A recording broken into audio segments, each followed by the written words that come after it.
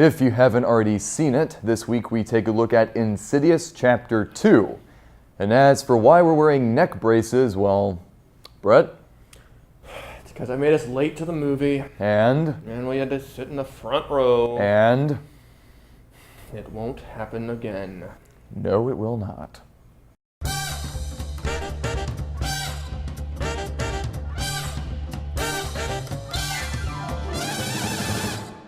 Insidious Chapter 2 picks up right where the first one left off, with a family recovering from a recent haunting. But it turns out they are celebrating too soon because an evil spirit has decided to set up shop in the father's body. With a lot of sequels, you don't have to watch the first one in order to understand what's going on. This is not one of those sequels. Make sure you check out the original or you will be lost. I'm also going to go ahead and admit that this review might be slightly influenced by my theater-going experience.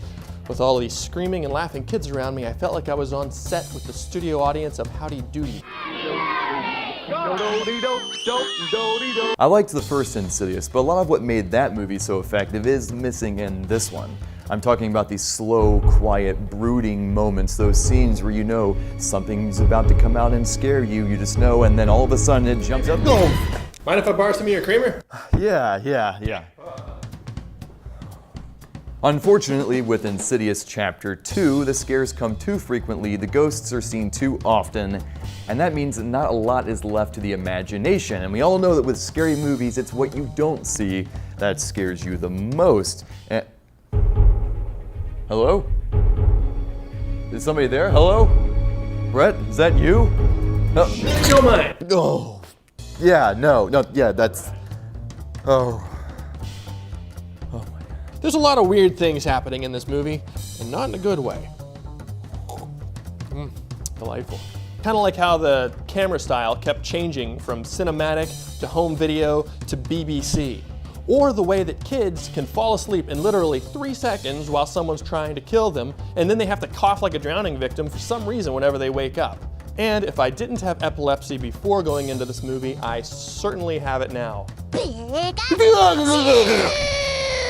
And don't forget about the soundtrack. It is sure to fry your nerves, in a good way.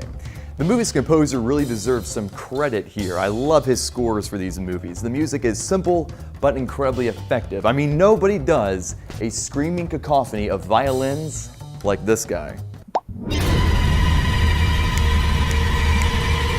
I liked Insidious, but I'm going to go ahead and say skip Chapter 2.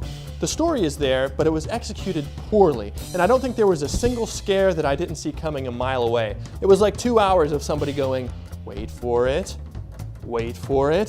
boo! Ha! Did I get you? Yeah, I got you.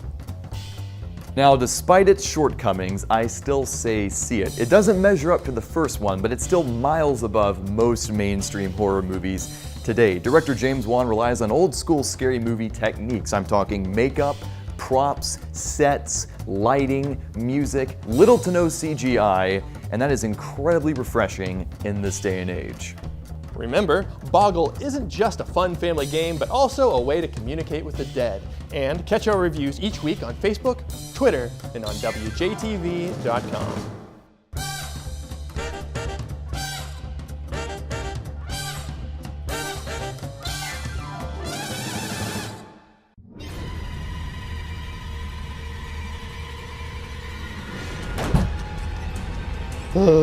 Can we please listen to something different? Okay, fine. You pick something. All right, check this out.